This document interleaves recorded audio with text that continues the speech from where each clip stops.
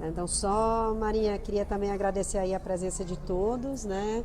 Então, nesse nosso curso introdutório da Neurologia Vascular da Unifesp, agradecer a Mara Amélia pela organização e desejar aí a todos uma noite de muito aprendizado, como foi ontem, tá? Então, a Obrigada, palavra é sua. Gisele.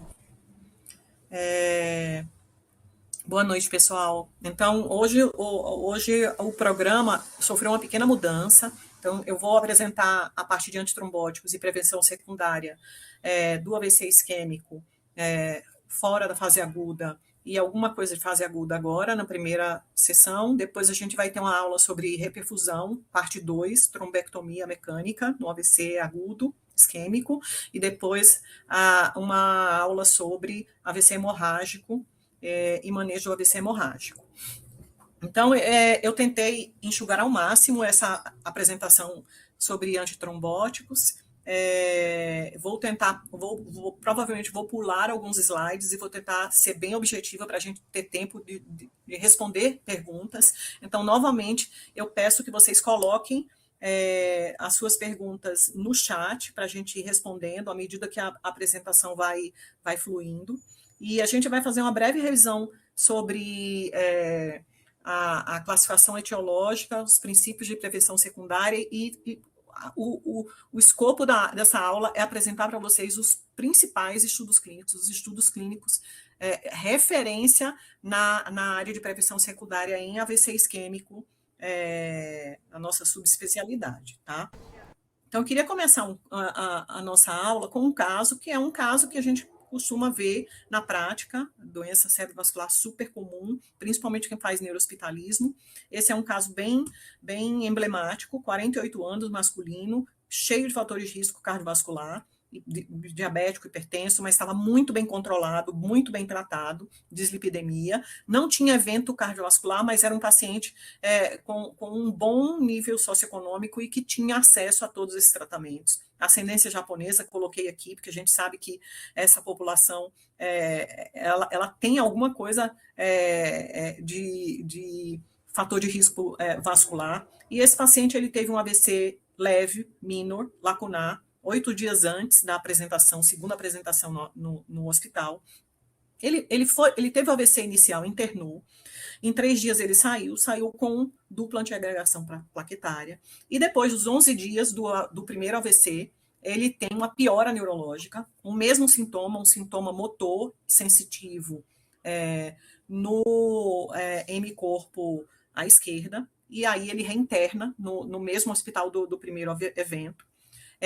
A gente revisa os exames dele, ele tem ecotranstorácico normal, ele tem Holter normal, ele tem estudo de vasos extra e intracranianos normais, não tinha estenose significativa, só placas pequenas, mas sem estenoses, tá? Carótida também sem estenose.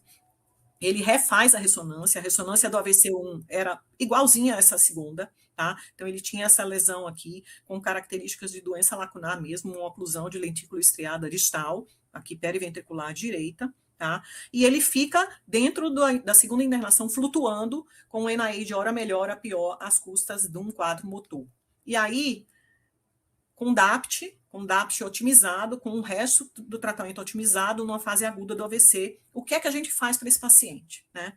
A gente mantém a dupla antiagregação, que saiu com aspirina e clopidogrel, a gente muda a antiagregação, o esquema da DAPT, coloca a rivaroxabana, aspirina, ticagrelor, cilostazol, troca o esquema, inicia anticoagulação.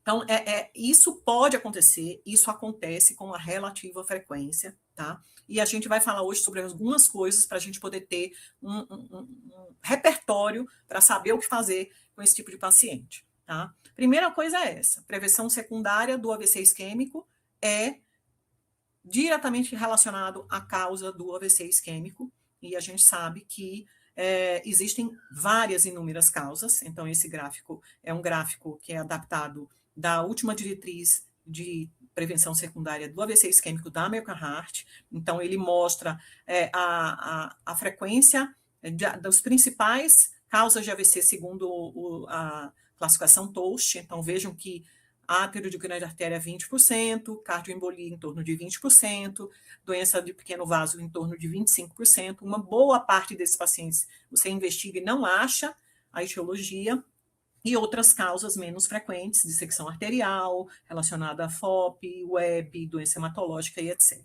E aqui é que vai guiar, isso é o que vai guiar a nossa terapia de prevenção secundária. Tá? Então, é muito importante que a gente faça uma boa investigação clínica do AVC isquêmico na fase aguda, para a gente acertar na prevenção secundária.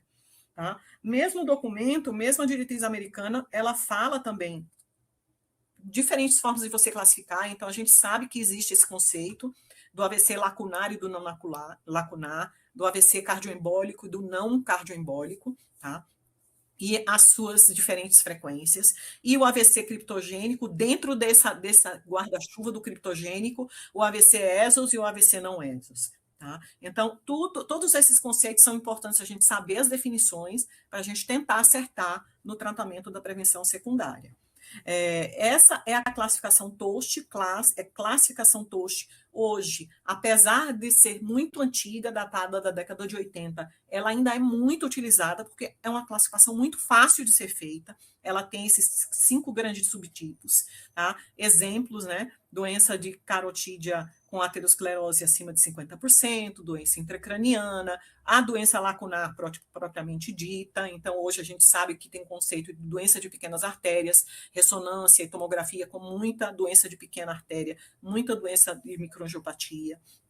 Os AVCs por cardioembolia ou cardioaórtico, as outras etiologias que não são tão infrequentes, como dissecção, forameoval e eventos relacionados a procedimentos, por exemplo, em hemodinâmica. Tá? E os tratamentos, eles são parecidos quando a gente fala de doença aterosclerótica, controle de fator de risco, dupla antiagregação, antitrombótico, e eles podem diferir em relação à anticoagulação e antitrombótico em determinados tipos de cardioaórtico. Tá? Eu trouxe aqui para vocês uma classificação, uma proposta de classificação nova, que foi uma proposta de classificação publicada no ano passado, tá? Que tenta estabelecer diferentes fenótipos para o AVC, justamente tentando sair da classificação antigona TOST da década de 80, com uma fenotipagem baseada no armamentário de diagnóstico complementar que a gente tem hoje, com estudo de vasos altamente efetivo para avaliar a aterosclerose, com ressonância, com investigação cardiovascular. E essa classificação ela tenta colocar basicamente os grandes subtipos de AVC isquêmico do TOST, mas definindo como provável, possível e definitivo. Não vou entrar no detalhamento, se vocês quiserem printar essa tabela que eu fiz com base na publicação, e depois eu vou deixar esses slides principais publicados no nosso site, tá? Então, essa classificação ela coloca como outras causas a AVC relacionado ao câncer, por exemplo, e AVCs de doenças um pouco mais infrequentes, como, por exemplo, vasoconstricção, carótida web, moia-moia, etc. E vejam que os tratamentos eles são diferentes, dependendo de caso a caso. Então, é muito importante saber direito à etiologia. E a gente sabe que a prevenção secundária tem a ver com a recorrência. E a nossa doença, o AVC isquêmico, ela tem uma alta recorrência. Então, esses são dados americanos, 10 a 20% de recorrência em 90 dias, e isso pode chegar, se você pegar séries e coortes de longo prazo, por exemplo, 10 anos, existem coortes mostrando até 40% de recorrência de um primeiro evento, mesmo em pessoas, em populações bem tratadas, com bom acesso. Se acredita que em país de média e baixa renda isso deve ser maior, porque a gente sabe que nossa população não tem tanto acesso. E qual a consequência da recorrência? Maior mortalidade, maior capacidade, maiores custos a todo o sistema. Então, vejam, aqui são dados de uma meta-análise dos 2 estudos em dupla antiagregação, do Chance e do Point, e vejam que até 90 dias se chega a taxa de recorrência de 6 a 10%. Um risco cumulativo de recorrência do AVC. Tá? Então, assim, é importante a gente evitar essa recorrência. Por isso que é importante a gente revisitar a investigação diagnóstica do AVC. Tá? Vocês podem colocar aí as perguntinhas que vocês lembrarem e depois a gente vai tentar responder. Fator de risco, a gente tem que conhecer esses fatores de risco. Esses são dados dos top 5 fatores de risco que são descritos no Global Burden of Disease, que é uma publicação super importante, que envolve avaliação de fatores de risco relacionados ao AVC. É uma publicação que é atualizada constantemente. Então, hipertensão arterial, LDL elevado, diabetes. Vejam que poluição do ar está no top 5, e tabagismo, mas a gente tem também as outras condições, fibrilação atrial, consumo excessivo pesado de bebida alcoólica e fatores de risco como obesidade e apneia do sono. Tá? Então, essa é a figura bem bonita da revisão atual da publicação do New England, mostrando esses fatores de risco. Tá? E eles estão presentes em algum grau na doença AVC isquêmico, tanto na doença cardioembólica, porque os doentes cardiovasculares eles têm o perfil muito parecido com a doença cerebrovascular, quanto e principalmente naquele paciente com aterosclerose extra ou intracraniana, tá, pessoal? E esse estudo é obrigatório para residente de neurologia, tá? É o Interstroke, um estudo muito grande, é um dos mais importantes em fatores de risco de AVC, que foi publicado em 2010, avaliou mais de 26 mil pessoas entre controles e pacientes com AVC em 32 países, então é uma amostra muito significativa, e eles identificaram esses 10 principais fatores de risco, onde a sua intervenção corresponde a uma redução de risco de AVC em torno de 90%. Então, esses são os principais fatores de risco relacionados no Interstroke. É muito importante, vejam que aqui a obesidade, a presença de gordura visceral, que é avaliada pela razão cintura-quadril, que é uma coisa que a gente nem dá muita bola, é importante, tá? E por que eu falo isso? Porque não é só dar antiagregante ou dar anticoagulante. A gente precisa fazer todo o combo de coisas. A gente não pode ficar só focando em prescrever aspirina, prescrever clopidogrel e prescrever anticoagulante. Vejam que esse gráfico datado de 99, ou seja, ele é baseado nos estudos clínicos, ensaios clínicos até 1999, mostravam uma redução de risco com o uso de antiplaquetário de 15%. E olha a diferença de você dar um antipertensivo, você reduz o risco em 40%. De você dar anticoagulante para fibrilação atrial, uma redução poderosíssima de risco de 70%. E baixar a pressão arterial, mandar parar de fumar ou usar estatina, superando a efetividade de redução de risco de AVC do antiplaquetário. Quando você pega os ensaios clínicos depois da década de 90 e você transcreve esses ensaios clínicos baseados nas últimas diretrizes, você refaz esse gráfico com as terapias atuais. E vejam, a gente tem mudança de estilo de vida, redução de risco com as novas drogas antipertensivos orais, com os novos anticoagulantes, os DOACs, tá? Que são parecidos com a varfarina, a redução de risco com esquemas alternativos de aspirina e DOACs, inibidores de PCSK9, e o antiplaquetário está ali, em torno de 18%. Então, é importante o antiplaquetário? Mas não é só isso. A gente tem que ser um grande clínico geral nessa subespecialidade que é neurovascular. Tá? E a gente tem feito esse dever de casa. Então, essa é uma análise da coorte do Interstroke, mostrando exatamente isso. Vejam que, mesmo em países de média e alta renda, essa análise do Interstroke mostrou que nós não temos perdido nessa conta. Então, o uso de antiplaquetário é muito parecido com o dos países de alta renda e o uso de hipolipemiante também, tá bom? E aqui a gente começa a falar sobre os ensaios clínicos, os grandes estudos clínicos.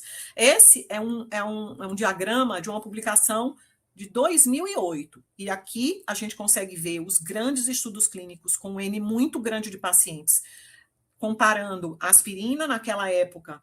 Dava para fazer estudo clínico comparando aspirina com controle, então veja com o grupo comparador controle, e outras moléculas de piridamol, ticlopidina. Então, a maioria de vocês aqui não é da época da ticlopidina, graças a Deus, essa droga já saiu do arsenal terapêutico nosso. Cilostazol, tá? E depois vem os estudos grandes, que tudo começou com a cardiologia, com o estudo Capri. Esse aqui é o estudo Capri, o clássico estudo Capri, que comparou exatamente aspirina e clopidogrel, e foi a entrada do clopidogrel no no arsenal terapêutico na cardiologia e na neurologia posteriormente, tá? Esse gráfico mostra também muitos estudos que foram feitos tanto na área de cardiologia quanto de neurologia, fazendo comparações diferentes tipos de antiplaquetário, aspirina versus clopidogrel, depois vários testes tentando comparar dupla com monoterapia, com diferentes tipos de pacientes cardiológicos, pacientes neurológicos. E aqui eu destaco para vocês o clássico, que esse é um landmark, que é o estudo Capri, que foi esse que avaliou a aspirina versus clopidogrel, mostrando uma pequena superioridade do clopidogrel, da molécula clopidogrel, tá? E depois, estudos na área de neurologia. Esse foi um estudo pequeno, vejam só, um N bem pequeno, mas um estudo que foi a base, o respaldo para você iniciar ensaios clínicos com dupla antiagregação, mostrando que se você dá dupla antiagregação no paciente com AVC agudo, isso, vejam, gente, isso foi publicado em 2005, você minimiza microembolia espontânea nos primeiros 7 dias. Então, esse estudo foi bem importante, não dá para a gente detalhar ele. Esses 2 estudos aqui, o Chance e o Carisma, muito importantes, tá? O Carisma, inicialmente, com uma grande população de pacientes com aterosclerose, tanto cardiológicos, quanto vascular periférico, quanto neurológicos. Esse estudo, a gente participou dele lá no Hospital São Paulo, na Unifesp, tá? Vejam que incluiu mais de 15 mil pacientes, e esse estudo foi a base para a gente saber entender que dupla antiagregação, a longo prazo, tem um efeito muito similar e sangra mais, tá? E outros estudos também, dentro da área de neurologia, esse é um match, comparou clopidogrel com dupla antiagregação, tá? Também mostrou um benefício mais, a dupla a longo prazo, também sangrando mais, e um estudo com doença lacunar, eu vou falar um pouco depois, tá? Em átero intracraniana, doença aterosclerótica intracraniana, esse é o principal estudo e até hoje ele é quem dita a terapia de primeira linha para átero intracraniana.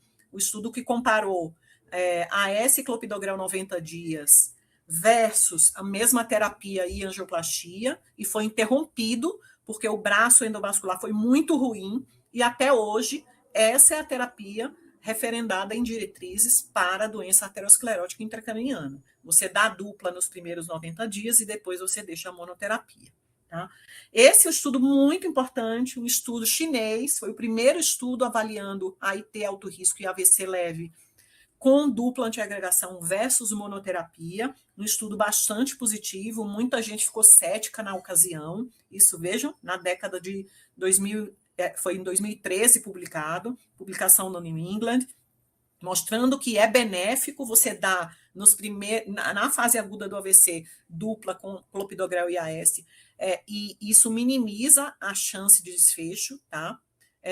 E esse estudo também levou a outros estudos subanálises da coorte inicial, mostrando que nos pacientes com doença aterosclerótica intracraniana, o efeito da dupla era ainda maior do que na população geral, que foi avaliada pelo Chance, tá? Muita gente cética, né? Será que a população chinesa é a mesma coisa da ocidental? Depois fizeram o estudo com dupla em ocidentais, né?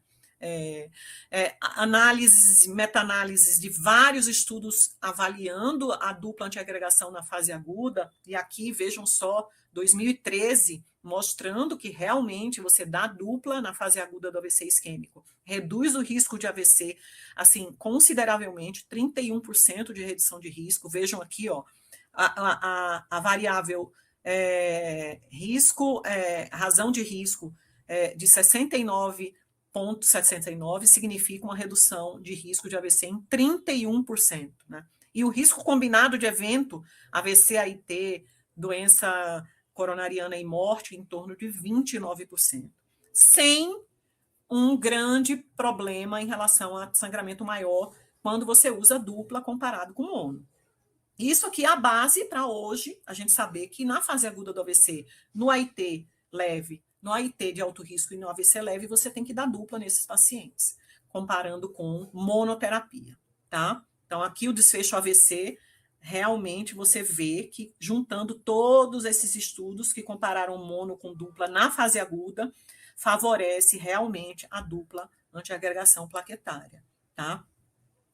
O SPS3, um estudo apenas em doença lacunar, um estudo muito importante, que comparou monoterapia com dupla para especificamente doença lacunar, mas a longo prazo, tá? E avaliou esses pacientes em 8 anos, e aqui já não só da fase aguda, tá? E viu que não houve diferenças, tá? A adição de clopidogrel não mudou a eficácia em relação à recorrência de AVC, e pelo contrário, você dá a dupla antiagregação para esses pacientes a longo prazo, esses pacientes eles evoluem com recorrência tanto de isquêmico quanto de hemorrágico. Tá? O Sócrates foi um estudo que tentou comparar duas monoterapias, aspirina versus ticagrelor, publicado na década passada, tá? E um estudo bem importante, a gente achava, à época, e nós também participando desse estudo, que esse estudo ia ser claramente positivo, porque você estava comparando a coitadinha da aspirina com uma droga super potente, que já era bastante utilizada na cardiologia. A gente achava que esse estudo ia ser positivo, e ele foi negativo, né? Ele não mostrou benefício na grande população, tá? No AIT e AVC leve, tá? Entretanto, análises secundárias pré-especificadas mostraram que naquela população com aterosclerose especificamente, então eles separaram o joio do trigo ali do grande população do estudo, e eles viram que quem tinha átero, ou cervical ou intracraniana, ia melhor, e assim, a eficácia do tratamento era bem melhor com o uso do ticagrelor. Tá? Então, essa subanálise mostrou exatamente isso. Né? O ticagrelor foi melhor quando você comparou apenas os pacientes com átero versus não átero. Tá? Isso aqui publicado 1 ano depois da publicação do estudo original. Tá? O COMPASS, todo mundo lembra, né? Um estudo muito alardeado na cardiologia, um estudo muito grande, mais de 26 mil pacientes analisados, mas aqui não doença aguda e não pacientes com AVC neurológicos puro, mas um combo de doentes ateroscleróticos em geral. Então, entrava uma população parecida com carisma, né? Pacientes com átero periférica, pacientes com doença coronariana, pacientes com AVC prévio. Mas aqui, uma pequena parcela tinha um AVC prévio, tá? Apenas 1.092 pacientes. E esse estudo foi um inovador no sentido da nova terapia. Ele pegou a molécula DOAC rivaroxabana numa dose baixa, chamada de dose vascular, 2,5 miligramas 2 vezes ao dia, e associou com aspirina, tá? E utilizou 4 braços de tratamento. E ele viu que esses pacientes que eram tratados com dupla aspirina e riva dose vascular tiveram melhores desfechos, tá? E foram muito bem em diferentes subtipos de desfechos. No primário combinado, no AVC, infarto e isquemia membros inferiores. E vejam a taxa de redução de risco de AVC em torno de 42%. Assim, realmente, de AVC isquêmico, 49%. Muito bom resultado quando você vê apenas com esse desfecho de AVC. Tá? Igual Chance, replicaram o estudo Chance na população ocidental, estudo americano, tá? Publicado também na New England, que fez um desenho muito parecido com o estudo Chance e concluiu que realmente aqueles resultados do Chance são transcritos para a população ocidental, ou seja, a dupla foi efetiva em comparação com monoterapia no AIT alto risco e no AVC isquêmico minor. Tá? Então, a gente tem dados orientais e ocidentais. Posteriormente, veio comparando aspirina versus uma dupla com ticagrelor, parecido com os estudos da cardiologia, que já mostravam o benefício do ticagrelor barra aspirina versus clopidogrel. Um estudo bem grande, esse estudo Thales, analisou mais de 11 mil pacientes, tá? Pegou aqueles pacientes com AVC não cardioembólico leves a moderados, o ponto de corte, um NIH de 5, tá? E comparou esses 2 braços de tratamento. Foi um estudo que ele foi positivo para o desfecho principal, morte ou AVC, mas tem essa questão de segurança aqui, por isso que esse estudo, ele meio que abalança positividade e eficácia, ela foi desbalanceado pelo evento de segurança, tá? E aqui eu quero mostrar para vocês os meus slides da década de 2000. Vejam só, naquela época não tinha ChatGPT, não tinha inteligência artificial, Claude, nem Gemini, e eu fazia isso na mão. Fechem aí o som, gente, por favor. E a soma desses estudos ela foi se acrescentando aqui. Eu fui colocando mais tracinhos nos slides, tá? E hoje a gente tem muito estudo em antiplaquetário. Então, eu estava comentando no nosso grupo aqui interno do Hospital São Paulo que essa aula vai ficando cada vez mais extensa à medida que os anos se passam, porque a nossa especialidade, sem dúvida, é a especialidade que tem mais ensaio clínico randomizado, tá? Esse é um gráfico super recente de uma revisão que foi publicada agora na JACC, mostrando os estudos em neurologia, em doença de grande vaso, em doença de pequeno vaso, até os estudos com ESOS, tá? E vejam que as bolinhas correspondem ao tamanho dos estudos. Então, esse aqui, ó, o IST, o estudo com aspirina, e assim, todos esses outros que eu comentei com vocês, Sócrates, Tales, Chance e etc. Não deu para comentar tudo, tá? Aqui eu coloquei, incluí o COMPASS, e eu estou colocando aqui só para citar mesmo os estudos com inibidor de fator 11, que a gente vai poder responder algumas perguntas, não dá tempo de falar, tá? Aqui uma tabela dessa mesma revisão com os 2 estudos em doença lacunar, e aqui eu abro um parêntese para esse estudo, que é muito interessante, é um estudo fase 2, que foi apresentado há uns 2, 3 anos no Congresso Europeu, um estudo que envolve um financiamento público, tá? Testando 2 drogas muito baratas, cilostazol e isosorbida, isso mesmo, o Isordil, o Isordil sublingual que a gente usa aqui no Brasil, tá? Em doença de pequena artéria, tá? Esse foi um fase 2 com um N pequeno, mas que mostrou resultados assim muito animadores em relação à eficácia de tratamento, desfecho cognitivo e evento, tá? Então, esse estudo ele foi publicado em 2023. Então, ele fez essa intervenção, cilostazol e isosorbida, nessas doses, tá? E ele foi benéfico, e o fase 3, o LACE3, está em andamento, tá? E lembrando, não é estudo de indústria, é um estudo de financiamento público, em inglês, e a gente espera bons resultados com ele, se Deus quiser, tá?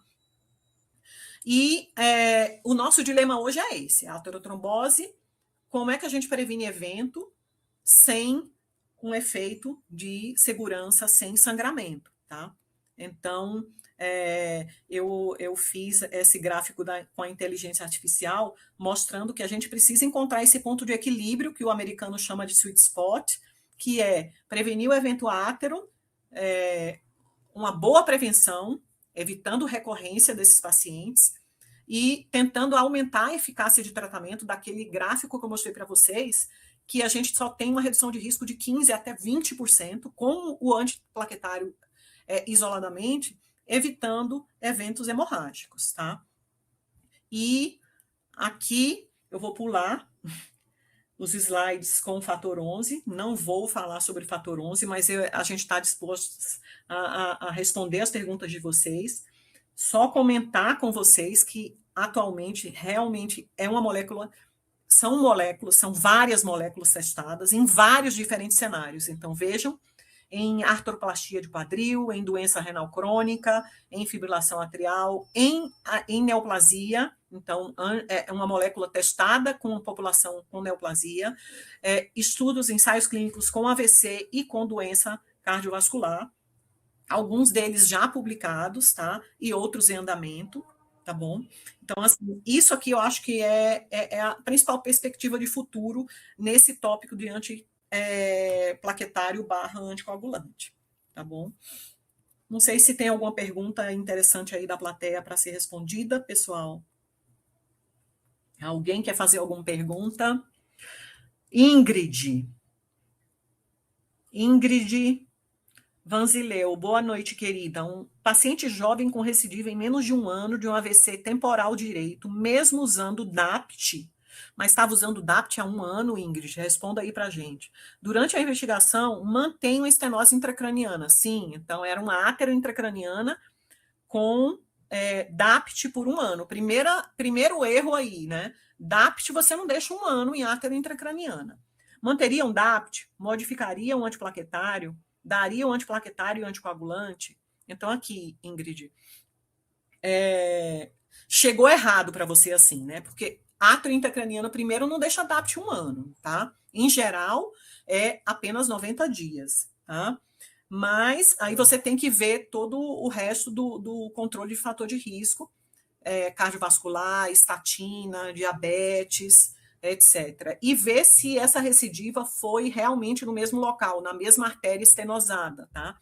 Porque aí você vai ter que reavaliar esse paciente, rever como está essa estenose, se a recidiva, se o novo AVC foi nessa estenose, e rever esse controle de fator de risco. Você viu que o combo é muito importante em aterosclerose intracraniana, tá bom?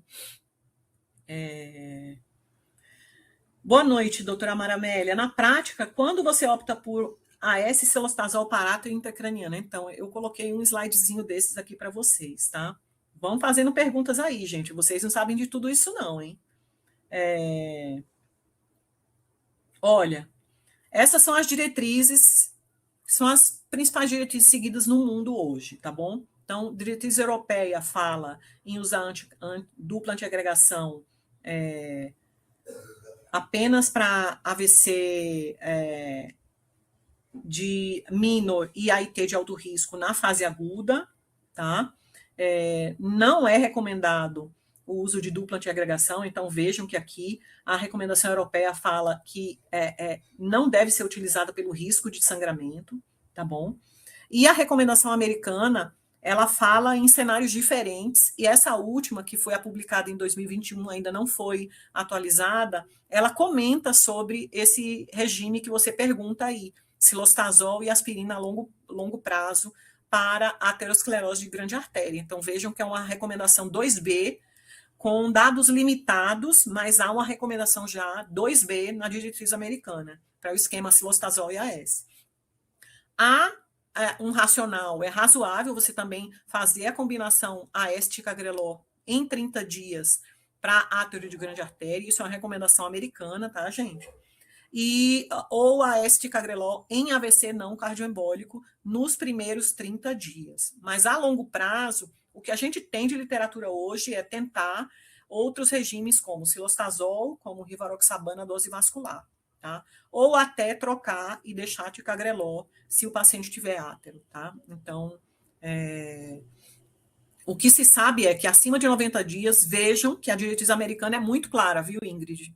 Olha aí, DAPT é classe 3 harm, não deve ser feita, tá? Não deve ser feita. Deixa eu ver se tem mais perguntas aqui. Pergunta provocadora. Anísio.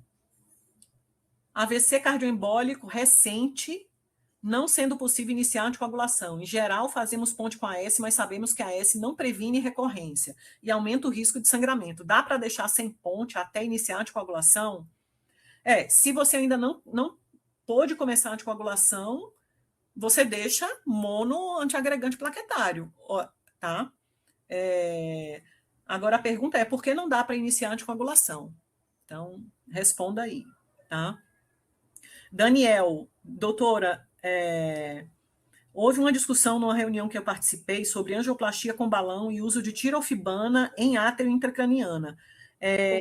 Qual a experiência nesses casos? Então, essas áteros intracranianas, Daniel e Ingrid, que recorrem, você tem que pensar na terapia alternativa, realmente. Se você está com a terapia totalmente otimizada, você tem que pensar em terapia endovascular, dependendo do local, dependendo se não tem doença de ramo, né, de lentículo estriada ali no local, tá? E angioplastia, sem colocação de stent, porque os estudos com átrio em colocação de stent realmente 3 negativos, tá bom? Alguma outra pergunta, gente? Eu já estou terminando aqui para a gente entrar com o próximo apresentador. Se vocês tiverem, então vocês sabem tudo. Eu queria terminar aqui a apresentação. Alguém quer comentar alguma coisa? Professor Anísio aqui, tudo bom? Oi, Anísio, e aí? É só explicar um pouquinho da minha dúvida.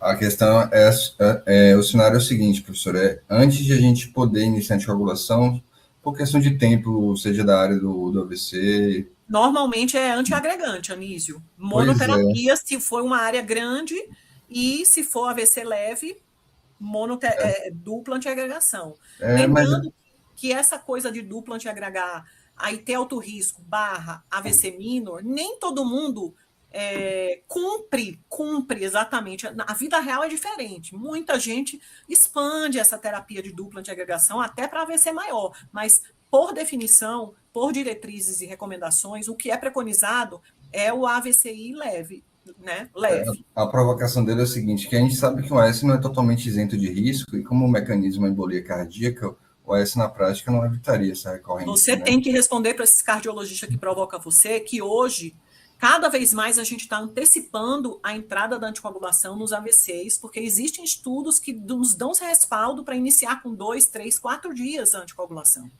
a despeito do AVC isquêmico ter acontecido. É claro que um AVC muito grande, hemisférico, você não vai entrar logo no terceiro, quarto dia, mas a gente tem estudo mostrando o benefício.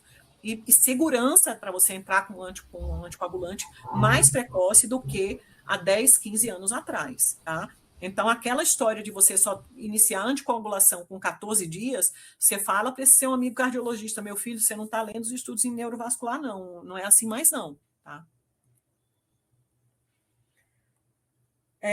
Mensagens finais, gente. Eu quero colocar essas mensagens aqui. Então, primeira coisa, recorreu, revise novamente essa etiologia, tá? Se todo o resto do tratamento está otimizado, revise. Segunda coisa, hoje a gente tem várias opções, tá? Temos um cardápio a ser seguido, tá? Então, escolha de acordo com as comorbidades, sabendo que o habitual é monoterapia. Mas a gente tem opções. Clopidogrel, ticagrelor, esquema com rivaroxabana, dose vascular, cilostazol, tá? A dose é a dose que você decide, de 50 a 325 miligramas, isso é dose de diretriz. Existe racional para você usar mais a molécula ticagrelor, principalmente no paciente sátero. Existe racional para você usar o esquema com rivaroxabana dose vascular, tá? Existe um bom racional para você usar a cilostazol em doença átero-intracraniana, tá? E a DAPT, ela está restrita a curto prazo, a IT alto risco, AVC minor, alguns casos de dissecção você pode optar por DAPT, átero intracraniano a 90 dias, tá? E DAPT a longo prazo, pessoal, não faça, porque o paciente vai sangrar, tá? Esses pacientes sangram. E vejam o caminho da cardiologia. Cada vez mais é um movimento na cardiologia. Eles não estão deixando mais dupla antiagregação além de 6 meses, 1 ano, nem naqueles pacientes que têm stent. Cada vez mais eles estão encurtando esse tempo de dupla antiagregação na área da cardiologia e a gente está seguindo os cardiologistas desde sempre, né? Tá?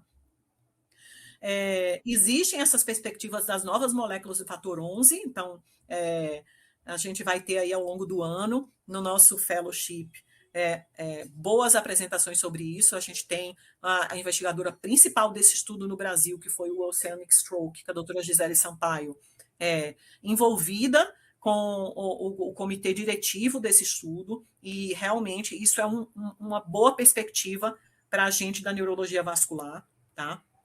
E eu queria fazer uma pequena brincadeira e uma homenagem aqui aos nossos residentes da neurovascular, residentes da neurologia da Escola Paulista. Então, eu cumprimento todos os nossos residentes, coloquei as cabecinhas aí de alguns deles, o Ian, a Poli, o Caio e o Vinícius, mas eu cumprimento a todos pela excelente resultado na avaliação da ABNeuro, tá? Então, vamos acabar com o AVC e com a placa aterosclerótica. Muito obrigada para vocês. Agora eu quero chamar... Alguém tem mais algum comentário? Depois eu mando essa figurinha aí para o nosso grupo, hein, gente?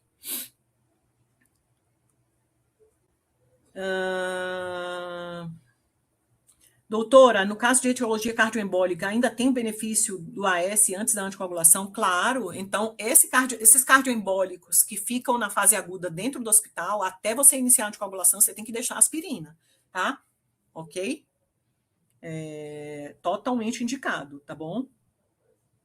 Ian, na prática, quando o paciente falha com antiagregante, a tendência a longo prazo seria direcionar para o esquema do COMPASS? Então, Ian, quando o paciente falha com monoterapia, tá?